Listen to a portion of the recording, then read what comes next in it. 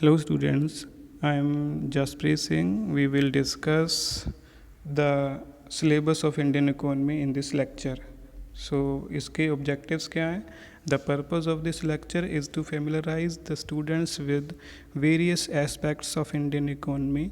इस कोर्स का मकसद है कि स्टूडेंट्स को इंडियन इकोनॉमी के अलग अलग पहलुओं की जानकारी देना.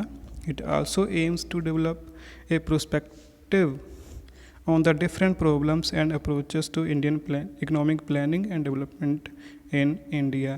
साथ ही साथ इसका मकसद ये भी है कि जो इकोनॉमिक प्लानिंग और डेवलपमेंट के लिए जो प्रॉब्लम्स हैं या इसके अप्रोचेस हैं उनको स्टडी करना भी इसका ऑब्जेक्टिव है. तो सिलेबस है आपका फर्स्ट यूनिट में आपका इंडियन इकोनॉमी है. इसमें इसका नेचर, स्ट्रक्चर, फीचर्स और प्रॉब्लम्स होंगी. इकोनॉमिक डेवलपमेंट एंड ग्रोथ है. ये होते क्या है, इकोनॉमिक डेवलपमेंट जो है क्यों ज़रूरी है, इसमें ये आप पढ़ोगे. इसके साथ साथ इन दोनों में डिफरेंस क्या है. तीसरा है डेमोग्राफिक फीचर्स और पॉपुलेशन एक्सप्लोजन. इसमें आप डेमोग्राफिक फीचर्स को पढ़ोगे और साथ ही साथ पॉपुलेशन एक्सप्लोजन के इफ़ेक्ट, रीजंस और इसको कम करने के तरीके पढ़ोगे. Problems of poverty, unemployment, inflation, income inequality and black money के बारे में आप आखिरी चैप्टर में पढ़ोगे. तो सेकंड यूनिट आपका है, इसमें है सेक्टोरल कंपोजिशन. जो इंडियन इकोनॉमी है वो किन किन सेक्टर्स में बंटी हुई है. दूसरा एग्रीकल्चर सेक्टर, इसमें आप लैंड रिफॉर्म्स को करोगे, ग्रीन रेवोल्यूशन को करोगे. तो इनकी जो एग्रीकल्चर सेक्टर की मेन प्रॉब्लम्स हैं और जो गवर्नमेंट ने इनके लिए सुधार किए हैं उनको पढ़ोगे.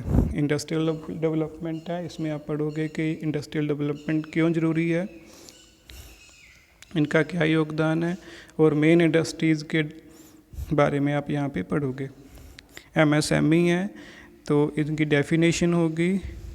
इसके साथ साथ इनकी इम्पोर्टेंस होगी, इनके लिए कौन कौन सी आइटम रिजर्व्स हैं, प्रॉब्लम्स होंगी और इनके लिए सरकार ने क्या क्या किया है उनके बारे में हम पढ़ेंगे. आखिरी पब्लिक सेक्टर इन इंडिया है. तो जो आपका थर्ड यूनिट है उसमें आपका होगा economic planning and NITI Aayog. Economic planning क्या है, तो नीति आयोग का इसमें क्या योगदान है ये आप पढ़ोगे. मॉनेटरी पॉलिसी, फिस्कल पॉलिसी के बारे में पढ़ोगे. इनका क्या मकसद होता है, इंस्ट्रूमेंट्स कौन से हैं, इनको कौन लागू करता है, ए टू जेड इनके बारे में आप पढ़ोगे. नेक्स्ट है central state finance relation and finance commission. तो आखिरी चैप्टर में आप सेंट्रल स्टेट फाइनेंस रिलेशंस के बारे में पढ़ोगे और फाइनेंस कमीशन के बारे में पढ़ोगे.